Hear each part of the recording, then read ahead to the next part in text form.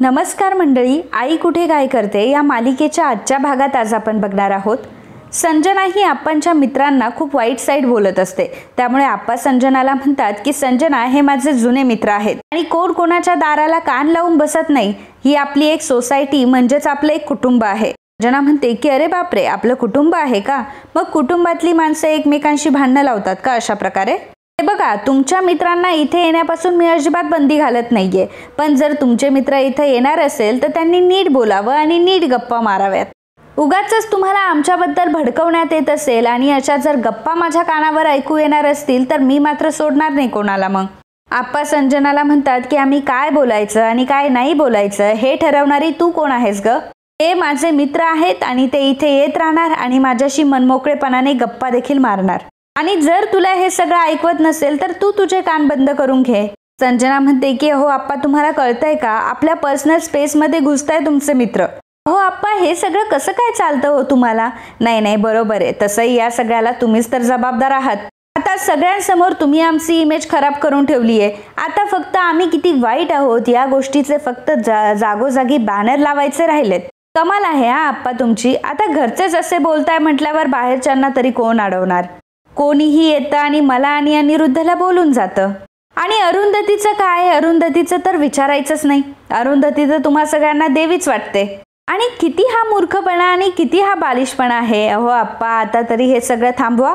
संजना आता आप्पांच्या मित्रांना म्हणते की अजून कोर्टाचा निकाल लागायचा बाकी आहे आणि ज्यावेळी कोर्टाचा निकाल लागेल ना तेव्हा तुम्हाला कळेल की कोण खरं होतं आणि कोण खोटं होतं. आणि मला आणि अनिरुद्धला तुम्ही आता एवढं सगळं बोलताय ना, तेव्हा तुमचं आमच्या दोघांबद्दलचं मत पूर्णपणे चेंज झालेलं असेल.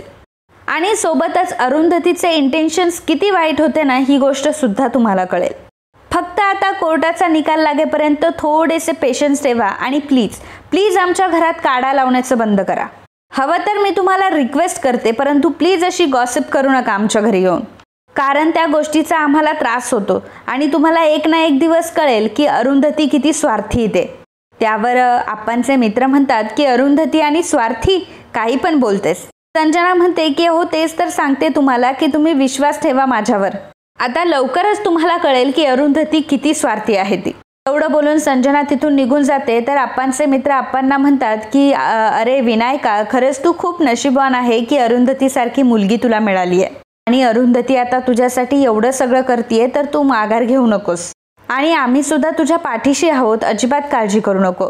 तेव्हा आप्पा म्हणतात की नाही, आता तर मी माघार अजिबात घेणार नाही, कारण ही लढाई आता माझ्या समृद्धीसाठी आणि अरुंधतीसाठी आहे. त्यामुळे मला आता माघार घेता येणारच नाही. आणि संजना आणि अनिरुद्धला तर मी आता चांगलाच धडा शिकवणार आहे. शेवटी त्यांच्या पापांचा घडा आता भरत आलाय. तुम्ही आता बघाच, ही केस मी लढणारही आहे आणि जिंकणारही आहे. तर मित्रांनो, मागच्या हप्त्यातील आपली पैठणीची विनर ठरलेली आहे अपर्णा निलेकर. सर्वात प्रथम तुमचं खूप खूप अभिनंदन. अपर्णा, तुमच्यासाठी महत्त्वाची सूचना अशी आहे की कमेंट बॉक्समध्ये जो फॉर्म दिलेला आहे तो फॉर्म लवकरात लवकर तुम्ही भरा आणि आमच्याशी संपर्क करा. तुम्ही पाठवलेल्या ॲड्रेसवर तुम्हाला तुमची पैठणी मिळेल. तर मित्रांनो, या हप्त्यातील आपली भेट असणार आहे आकर्षक साडी. तर लगेचच आपला व्हिडिओ हा शेवटपर्यंत बघा, व्हिडिओला कमेंट करा आणि व्हिडिओला लाईक देखील करा. आणि सोबतच तुम्ही जी कमेंट कराल त्या कमेंटच्या शेवटी तुमचा आवडीचा रंग लिहा. तुम्ही जर हा व्हिडिओ शेवटपर्यंत बघितला असेल, व्हिडिओला लाईक केलेलं असेल, चॅनलला सबस्क्राईब केलेलं असेल आणि तुमच्या आवडीचा रंग कमेंटमध्ये लिहिलेला असेल तरच तुम्हाला पुढची साडी भेटू शकते. त्यामुळे वाट कसली बघताय, लगेचच कामाला लागा. धन्यवाद. तर इकडे ईशाने संजनाला सगळं काही सांगितलेलं असतं. जे अनिश तिला बोललेला असतो त्या सगळ्या गोष्टी ईशाने संजनाला सांगितलेल्या असतात. त्यामुळे संजना ईशाला म्हणते की काय ग, कोण आहे तो अनिश तुला असे सल्ले देणारा? आणि त्या अनिशला सांग की त्याला म्हणावं तुझं बघ. आणि काय ग ईशा, तुमचा डिवोर्स झालाय ना, तू कशाला त्याला भेटायला गेली होतीस? ईशा म्हणते की अगं मला काय माहित होतं, मी आपली सहजच गेले भेटायला, मला वाटलं बघूयात काय बोलतो ते. संजना म्हणते की तुला तुझ्या बाबांवर विश्वास नाहीये का? ईशा म्हणते की अगं असं काय म्हणतेस, मला माझ्या बाबांवर पूर्णपणे विश्वास आहे. संजना म्हणते की अगं मग तू त्या अनिशचं ऐकलंसच कशाला? तुला कळत नाहीये का की अरुंधती या सगळ्या गोष्टीचा प्लॅन करते ती? अगं ईशा प्लीज तू काळजी घे, प्लीज तू कोणाच्या बोलण्यामध्ये येऊ नकोस, कोणाचे सल्ले घेऊ नकोस, तुला तुझे बाबा महत्त्वाचे आहेत ना. ईशा तुला इथे टॉवर हवाय ना, ह्या घराच्या जागी तुला टॉवर हवाय की नकोय. ईशा म्हणते की हो हवाय. संजना म्हणते की अगं ईशा तुला कळायला हवं आत्तापर्यंत की तुझा डिवोर्स झालाय आणि तसंही अनिशने तुला काहीच दिलेलं नाहीये. मग तुला आता तुझा विचार करायला नको, तुला तुझा फ्युचरचा विचार करायला नको. अगं ईशा फक्त हे डोक्यात घे की ह्या एरियामध्ये ह्या जागेवर तुझा एक लॅविश फ्लॅट असणार आहे. अगं ह्या एरियामध्ये फ्लॅटचे रेट काय आहेत हे तरी माहिती आहे का तुला. अगं ह्या एरियामध्ये तुझा एक लॅविश फ्लॅट असेल आणि तसंही त्या अनिशचं काय जातंय तुला चुकीचे सल्ले देण्यासाठी. ईशा संजनाला म्हणते की अगं पण आपण जर कोर्टामध्ये हारलो तर आपल्याला केसही होऊ शकते ना. संजना ईशाला म्हणते की सिरियसली ईशा, अनिरुद्ध तुम्हाला खरंच असं काही होऊ देईल. अगं त्याचं तर किती प्रेम आहे तुमच्यावर आणि विशेषतः तुझ्यावर. ईशा अगं तू काळजी करू नकोस, तुला काहीही होणार नाहीये. आणि तुला ती अरुंधती माहिती आहे ना, त्या अरुंधतीला आपलं कुठलीही गोष्ट चांगली झालेली बघवतच नाहीये, तिला नेहमी आपल्याला त्रास द्यायचा असतो. ईशा म्हणते की ही आई पण ना, ह्या आईचं नेहमीच आहे हे सगळं, तिला नुसतं दुसऱ्यांना ताब्यात घ्यायचं असतं आणि मला कळत नाही की हे आजी आणि आप्पा नेहमी तिच्या बोलण्याला का भुलतात बरं. संजना म्हणते की काही नाही ग, अरुंधतीच्या प्रेमाची पट्टी बांधली आहे त्यांनी, बाकी काही नाही. त्यामुळे अरुंधती जी म्हणेल तीच पूर्व दिशा असं त्यांचं. अगं मी तुला सांगते ना, त्या अरुंधतीला फक्त आणि फक्त आप्पांची प्रॉपर्टी स्वतःच्या नावावर करायची. हे नेहमी असं गोड गोड बोलत राहणार, आप्पांच्या मागे पुढे फिरणार आणि मग काय आप्पांची सगळी प्रॉपर्टी स्वतःच्या नावावर करून घेणार. आणि ईशा मी तुला सांगतेय की तिने जर असं केलं ना तर बघ आपण सर्वजण रस्त्यावरच येऊ. ईशा म्हणते की एक मिनिट, आपण हे अजिबात होऊ द्यायचं नाही हा. आणि ती कोण आहे आपली प्रॉपर्टी घेणारी, तिचा या घरावर काय अधिकार आहे. आणि तसंही ती केळकर आहे, देशमुख नाही. संजना म्हणते की अगदी करेक्ट आहे तुझं, परंतु आपल्याला जर तिला लांब ठेवायचं असेल तर आपल्यामध्ये एकी असणं खूप महत्त्वाचं आहे. असं कोणाचं तरी तिसऱ्याच ऐकून आपल्याला आपली मतं कधीच बदलायची नाहीयेत. ईशा म्हणते की अगं पण मी माझं मत बदललंच नव्हतं, मला तुम्हाला फसवायचं नव्हतं म्हणून तर मी सगळं येऊन तुम्हाला सांगितलं.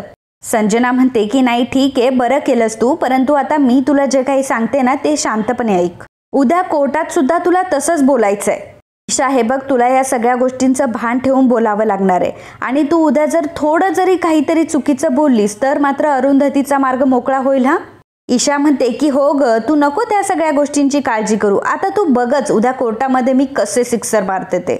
संजना ईशाला म्हणते की अगं ईशा प्लीज तू जास्त एक्सायटेड होऊ नकोस, आपल्याला कोर्टात सिक्सर नकोयत. ईशा हे बघ, एक्साइटमेंटमध्ये तू काही बोलायला जाशील, निदान तू जे काही बोलते त्याचं तुला भान तरी असलं पाहिजे ना.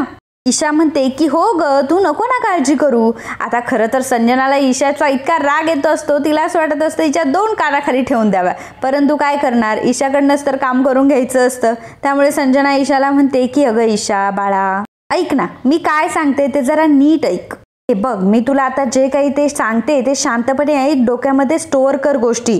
हे बघ, मी तुला जसं सांगते त्याप्रमाणे वर्ड टू वर्ड जर तू कोर्टामध्ये सांगितलं तर तुझं कोणीच काही बिघडू शकत नाही.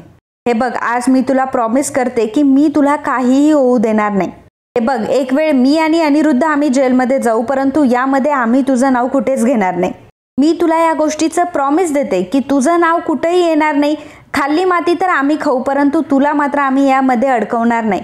त्यावर ईशा म्हणते की एक मिनिट, असं काही होण्याचे चान्सेस आहे का. संजना म्हणते की नाही, असं काही होणारच नाहीये, तू प्लीज वाईट विचार करू नकोस बरं. अगं मी फक्त असं म्हणते. त्यावर ईशा म्हणते की जाऊ देत ना, मग असं काही होणारच नाही तर आपण कशाला उगाचच या गोष्टीवर चर्चा करायची. संजना म्हणते की ठीक आहे, आपण या विषयावर बोलायचंच नाही, आपण कुठल्या तरी वेगळ्या विषयावर बोलूया. आपण फ्लॅटवर बोलूयात ना, तुझ्या लॅविश फ्लॅटवर. तुला लॅविश फ्लॅट भेटणार आहे, त्यामध्ये AC सगळं काही, तुला सगळे अमेंडमेंट भेटणार, मग तुला सगळ्या प्रकारचे अमेनिटीज भेटणार, मग किती तू खुश असशील. ईशा संजनाला म्हणते की संजना आंटी खरंच अगं मला माझा फ्लॅट हवाय ग, लॅविश फ्लॅट मलाही हवाय. तू मला फक्त सांग मला काय करायचंय ते, मला जे काही करायचंय ना ते सगळं मी करेल अगं. संजना म्हणते की खरंच मी जे काही सांगेल तू करशील का. तेव्हा ईशा म्हणते की हो, मी माझ्या स्वतःच्या फ्लॅटसाठी काहीही करू शकते. संजना म्हणते की ग्रेट, मग आता बघ मी तुला जे काही सांगते ना ते तू शांतपणे ऐक आणि तुला सगळं काही तसंच करायचंय. आणि मग संजना आता ईशाला प्लॅन समजावून सांगत असते.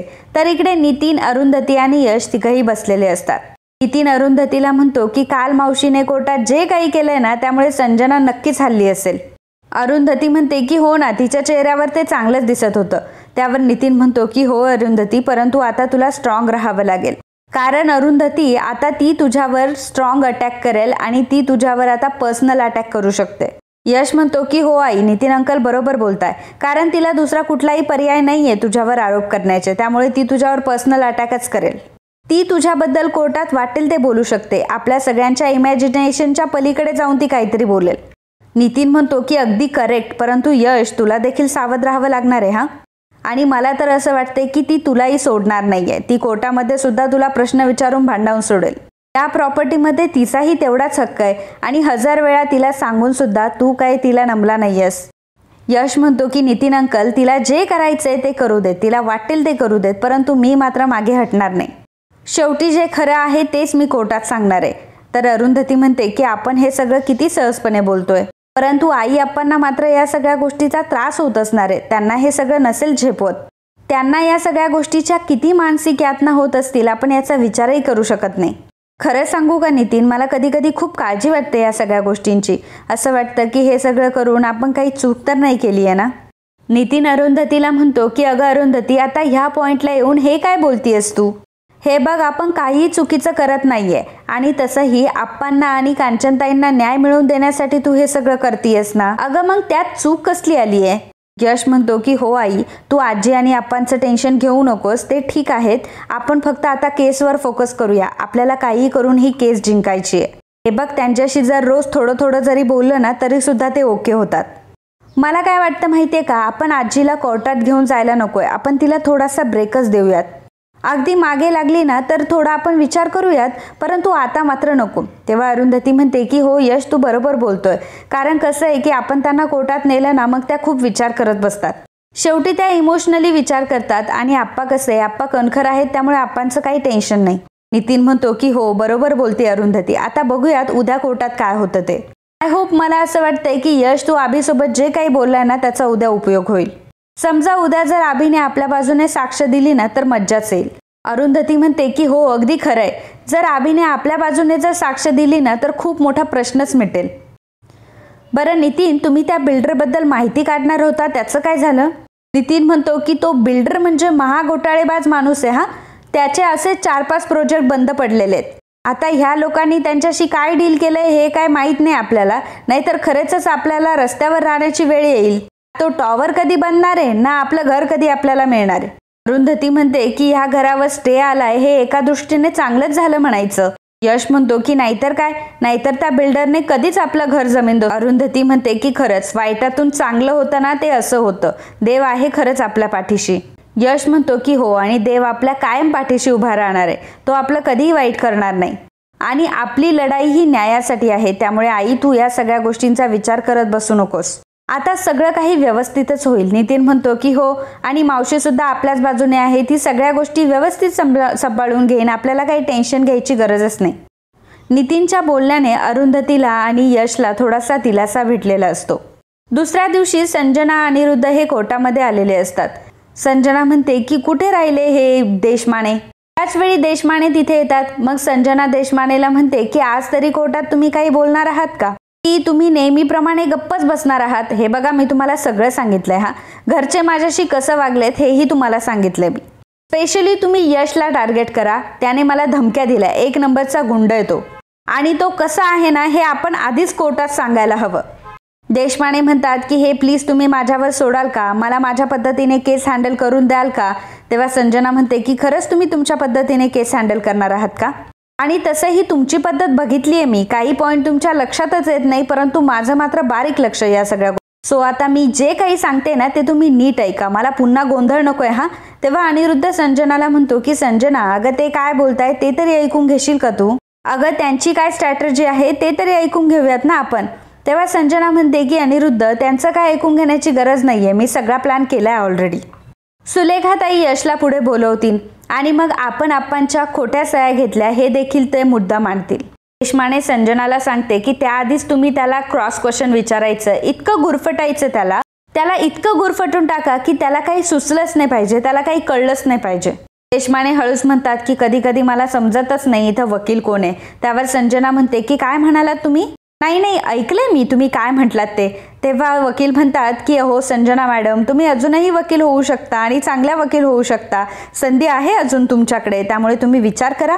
संजना म्हणते की बरोबर आहे, तुमचं म्हणणं बरोबर आहे की मी चांगली वकील झाली असते, मी एक उत्तम वकील सुद्धा असते आता, परंतु आता नाहीये मी वकील, त्यामुळे तुमचं सुदैव समजा. पण जर मी वकील असते ना तर तुमच्या पोटावर पाय आला असता, एवढं नक्की.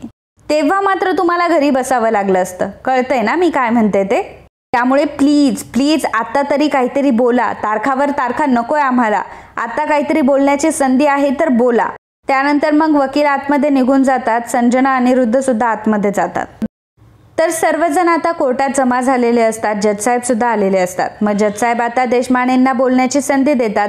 देशपांडे म्हणतात की जजसाहेब, माझे असील अनिरुद्ध देशमुख यांचा सुद्धा वडिलोपार्जित जमिनीवर आणि वडिलोपार्जित घरावर तितकाच अधिकार आहे आणि त्याचबरोबर त्यांची मुलं सुद्धा या घरामध्ये वाटेकरी आहेत. अनिरुद्ध देशमुख यांना 3 मुलं आहेत. त्यापैकी ईशा आणि यश हे दोघंही आज उपस्थित आहेत. परंतु अभिषेक देशमुख यांची तब्येत ठीक नसल्यामुळे ते आज येऊ शकले नाही. अरुंधती यशला विचारते की काय रे यश, अभि आजारी आहे का? यश म्हणतो की नाही, तो तर माझ्याशी बोलला. नितीन म्हणतो की काही नाही, या सगळ्या परिस्थितीला घाबरला असेल म्हणून नसेल आला. अनिश म्हणतो की हो, आणि त्याचं त्याच्या बाबांवर प्रेम आहे, त्याच्यामुळे त्याला त्याच्या बाबांच्या विरोधात बोलायचं नसेल. आप्पा म्हणतात की अरुंधती, अगं मी बघितलं ना, सकाळी बरा होता तो, इथे नाही आलाय फक्त. अरुंधती म्हणते की असं का केलं पण त्याने? ईशा म्हणते की तुम्ही सगळ्यांनी त्याच्यावर प्रेशर टाकलं ना म्हणून. तर अनिरुद्ध सुद्धा संजनाला विचारतो की संजना, अभि का नाही आला? तेव्हा संजना म्हणते की भित्रट आहे तो खूप, त्याला म्हटले होते मी कोर्टात जायचंय म्हणून. तो मला म्हणाला की माझी तब्येत बरोबर नाहीये, अगदी तुझ्यावर गेलाय, त्याच्यावर आता लक्ष ठेवायला हवं. आणि हल्ली जरा जास्तच विचित्र वागायला लागलाय, आपल्याला कधीही फसवू शकतो तो. अनिरुद्ध म्हणतो की असं कसं होईल, अभि हा माझा मुलगा आहे, त्यामुळे मला फसवणं शक्यच नाही. संजना म्हणते की हो का, परंतु सेम टू सेम ही गोष्ट आप्पांना आणि आईंना तुझ्याबद्दल वाटत होती ना अनिरुद्ध? अरे अनिरुद्ध रिलॅक्स, मी फक्त तुला एक्झाम्पल दिलं, तू चुकीचं नाही वागत आहे, तू बरोबरच वागतोस. त्यानंतर देशपांडे जजसाहेबांना म्हणतात की जजसाहेब, मी ईशा देशमुख यांना बोलवू इच्छितो. त्यानंतर ईशा आता विटनेस बॉक्समध्ये उभी राहते आणि ती म्हणते की मी जे काही सांगेल ते खरं सांगेल, खोटं अजिबात बोलणार नाही. देशपांडे आता ईशाला प्रश्न विचारतात की मला सांगा ईशा मॅडम, तुम्ही समृद्धीमध्ये केव्हापासून राहता? ईशा म्हणते की माझा जन्मच त्या घरामध्ये झालाय, माझ्या जन्मापासून माझं लग्न होईपर्यंत मी त्याच घरात राहिली आहे. लग्नानंतर मी माझ्या सासरी गेले, परंतु आता पुन्हा मी समृद्धीमध्येच राहायला आले. देशपांडे म्हणतात की का, तुमचं लग्न झालंय तरी सुद्धा तुम्ही समृद्धीमध्येच का राहता? ईशा सांगते की मी माझ्या माहेरी पुन्हा राहायला आले कारण माझा डिवोर्स झालाय. त्यावर देशपांडे म्हणतात की अच्छा, बरं ईशा मॅडम, तुम्ही इतके दिवस झाले त्या घरामध्ये राहताय, तर एकंदरीत त्या घराचं वातावरण कसं आहे? ईशा म्हणते की छान आहे घरातलं वातावरण, त्या घरामध्ये आम्ही 3 पिढ्या अगदी व्यवस्थित राहिलो. आता माझा मोठा भाऊ अभिदादा याला मुलगी झाली आहे, त्यामुळे आता तिथे राहणारी ही 4थी पिढी आहे. त्यावर देशपांडे पुढे प्रश्न विचारतात की अरे वा, चांगलंय, आणि मला सांगा की अनिरुद्ध देशमुख यांनी त्यांच्या वडिलावर तो बंगला विकावा म्हणून कधी दबाव आणला होता का याच्या आधी? ते की नाही हो, असं कधीच झालं नाहीये. तर आता खोटं बोललेली असते पूर्णपणे, कारण अनिरुद्ध आणि संजनाने आधी सुद्धा तो प्रयत्न एकदा केलेला असतो. त्या देशपांडे पुन्हा एकदा ईशाला विचारतात की नीट विचार करून तुम्ही उत्तर द्या हा.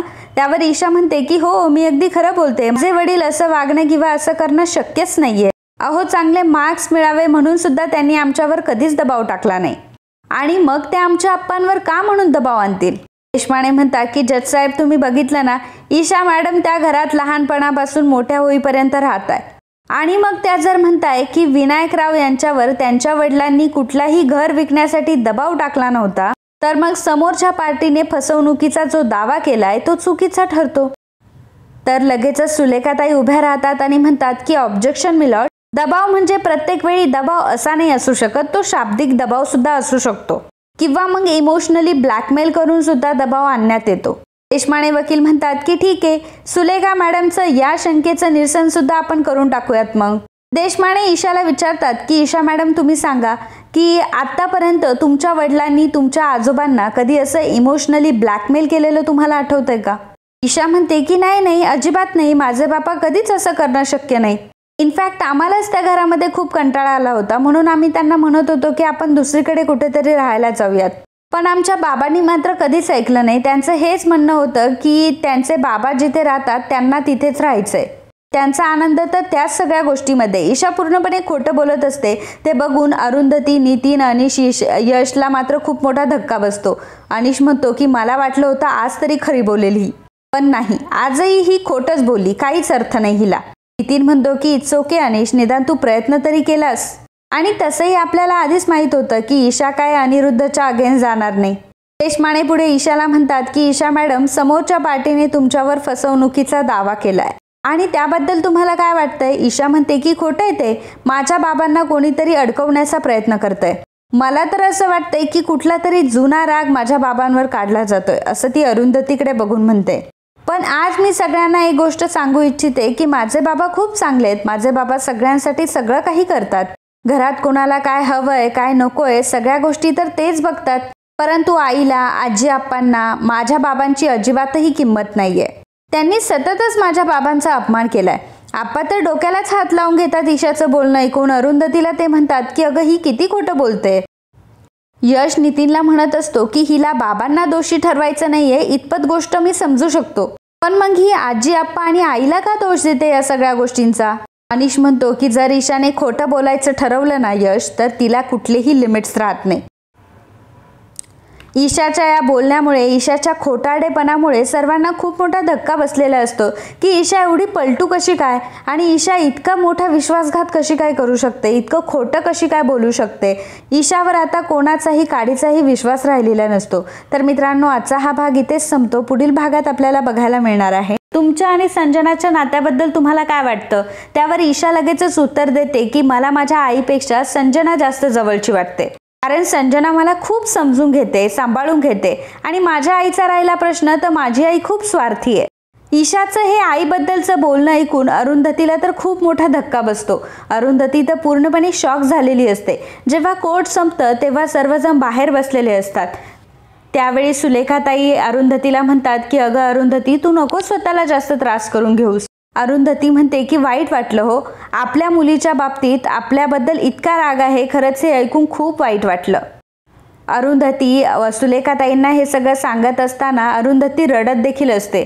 त्याचवेळी संजना आणि ईशा तिथून जात असतात. तेव्हा यशला आता खूप ईशाचा राग आलेला असतो. मग यश ईशाला थांबवतो आणि ईशाला म्हणतो की अगं ईशा, आईने केलेले संस्कार आणि आईने तुझ्यासाठी केलेल्या गोष्टी तू कशा काय एवढ्या लवकर विसरलीस ग? तू विसरलीस का की आईने तुझ्यासाठी काय काय केलंय आतापर्यंत? तेव्हा ईशा यशला म्हणते की सगळ्याच आया आपल्या आपल्या मुलांसाठी काहीतरी करतातच आणि तसंही आपल्या आईने काही एवढं जगावेगळं केलं नाहीये, त्यामुळे प्लीज तू मला हे सगळं बोलून दाखवू नकोस. ईशाने असं ठामपणे तिचं मत सांगितलेलं असतं. ईशाचं मत ऐकून घरातल्या सगळ्यांना खूप मोठा शॉक बसलेला असतो. सर्वजण ईशाकडे बघत असतात. तर मित्रांनो, आजचा भाग तुम्हाला कसा वाटला हे आम्हाला नक्कीच कळवा आणि if you like my video please do subscribe, share and comment. Thank you.